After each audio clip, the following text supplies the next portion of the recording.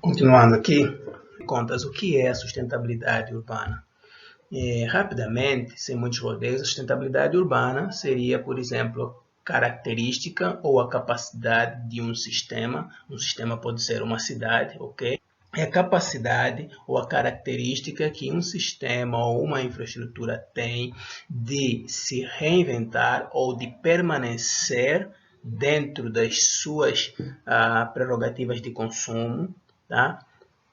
Por um certo período de tempo. Ou seja, vamos desmistificar isso.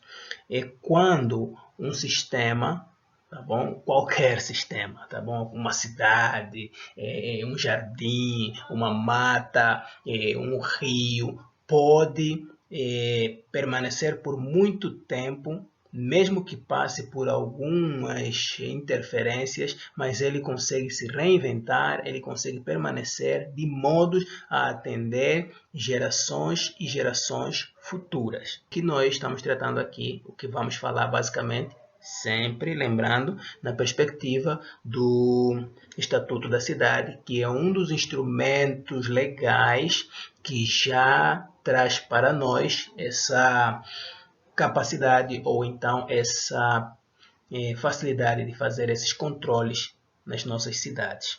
A pergunta é: as cidades brasileiras são cidades sustentáveis? Bom, ficou no ar uma pergunta, né, pessoal? Qual é a resposta? As cidades brasileiras, elas são sustentáveis? Podemos considerar as cidades brasileiras como cidades sustentáveis? A resposta para essa pergunta pode ser fácil, mas pode ser complexa também, né? Nós podíamos olhar para elas e dizer não, ok? E não seria errado.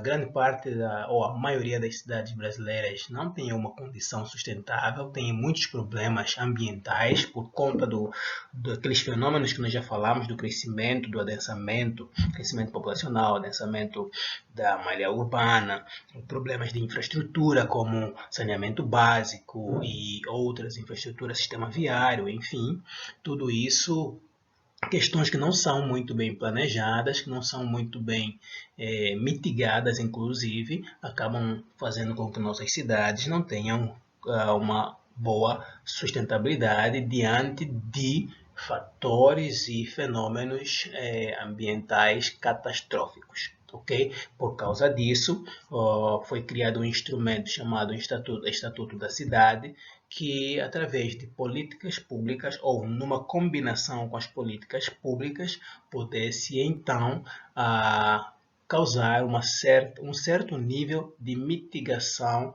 para que as nossas cidades pudessem encontrar esse equilíbrio que podíamos chamar de sustentabilidade, mas que ainda não é. Ok? Então, através dessas políticas públicas da governança, é possível estabelecer e delimitar as ações de incentivo ou mitigação de situações que ocorrem nas cidades. Tá bom? É o que nos diz aqui.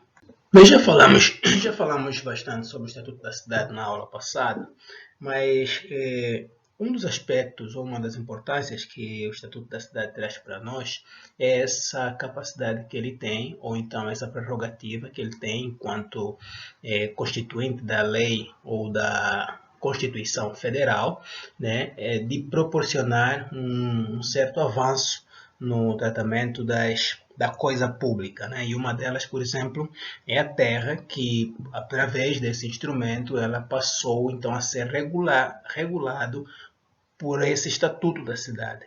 O Estatuto da Cidade vem para dizer, olha, a terra é um bem público, ou seja, ela pertence ao governo federal. Né? Então tirou em grande medida muito do poder de muitas terras privadas e passou para o domínio público.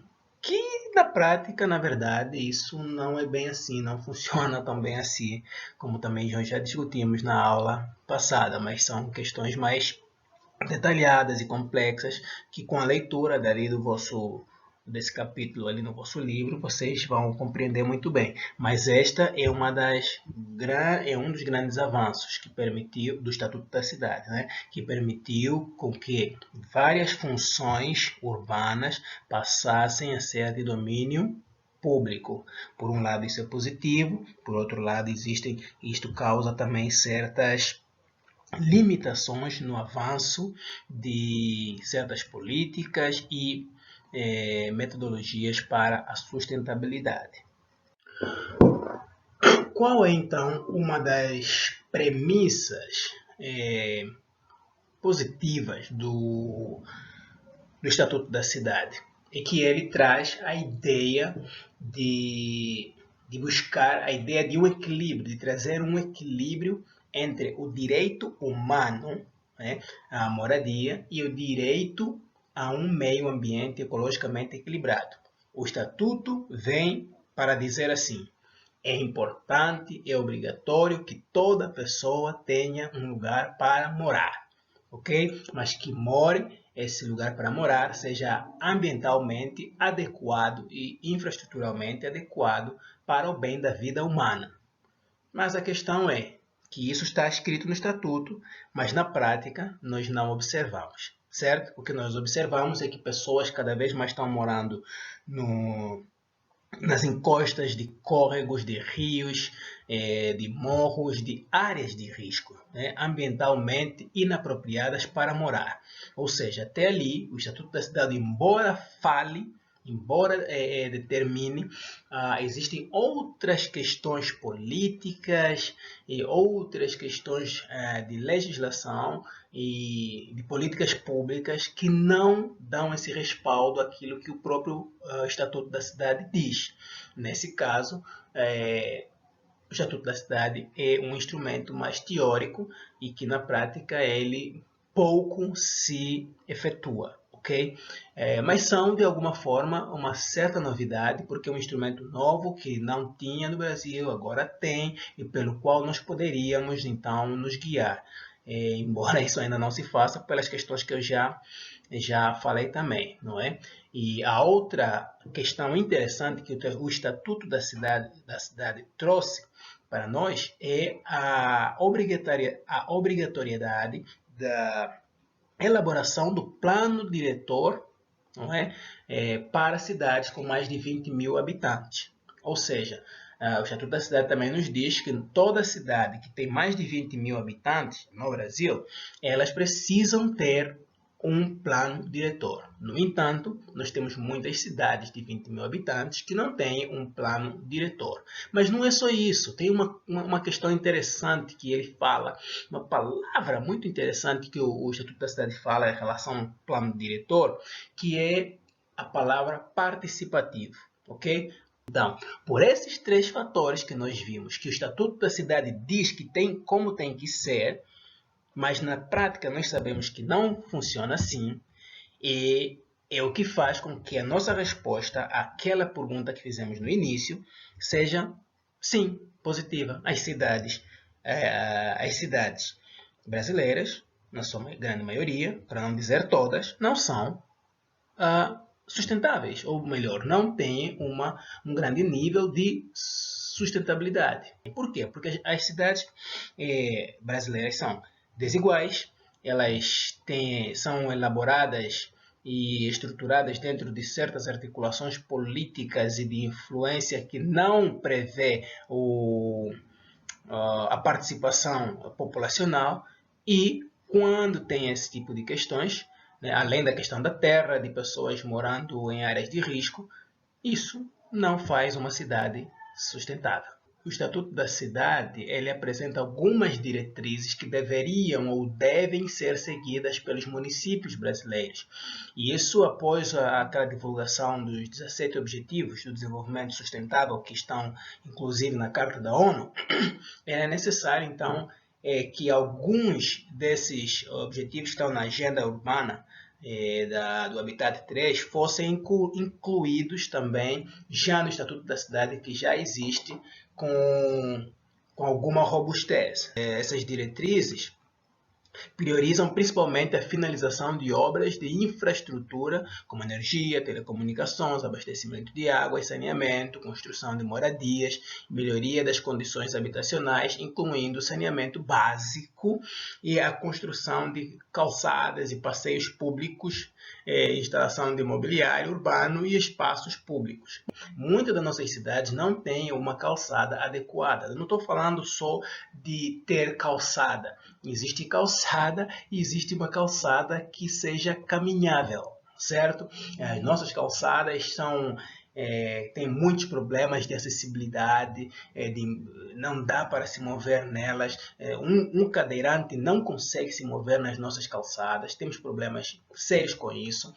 Temos problemas de obras inacabadas, de grandes obras de infraestrutura inacabada. Temos problemas com saneamento básico. Não tem aquele nível de sustentabilidade, de qualidade de vida que é adequado. É por esse motivo que o Estatuto da Cidade vem trazer esses elementos como fundamentais e, além dele, dar algumas outras diretrizes a serem seguidas pelos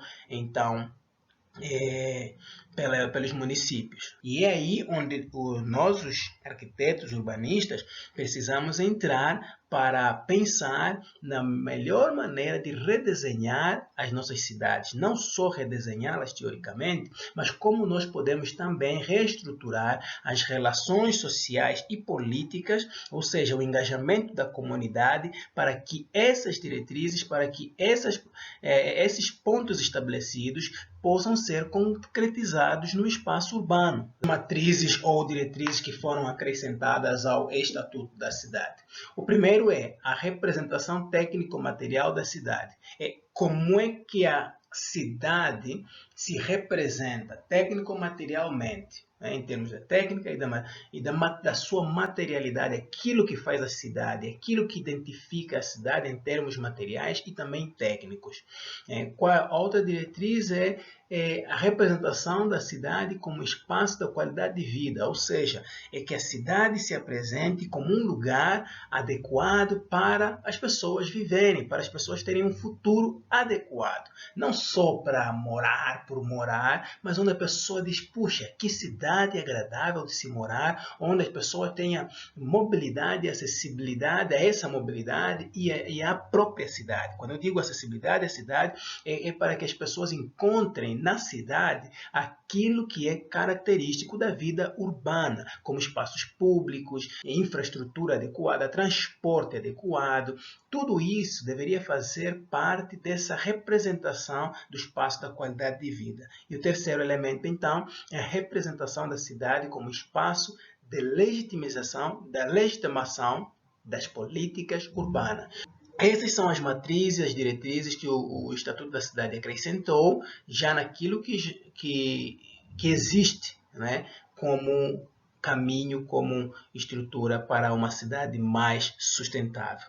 E essas matrizes atendem justamente a diferentes problemáticas, ou atenderiam se fossem seguidas. Diferentes problemáticas das cidades, sendo que a primeira, o material, a segunda, o social, e a terceira, as políticas urbanas. Então, se fossem seguidas, nós pelo menos estaríamos tocando em três aspectos chaves: material, que é as questões materiais mesmo, tá? Social, e a terceira, das políticas urbanas, que são completamente importantes para o desenvolvimento das nossas cidades, ok? É isso aí.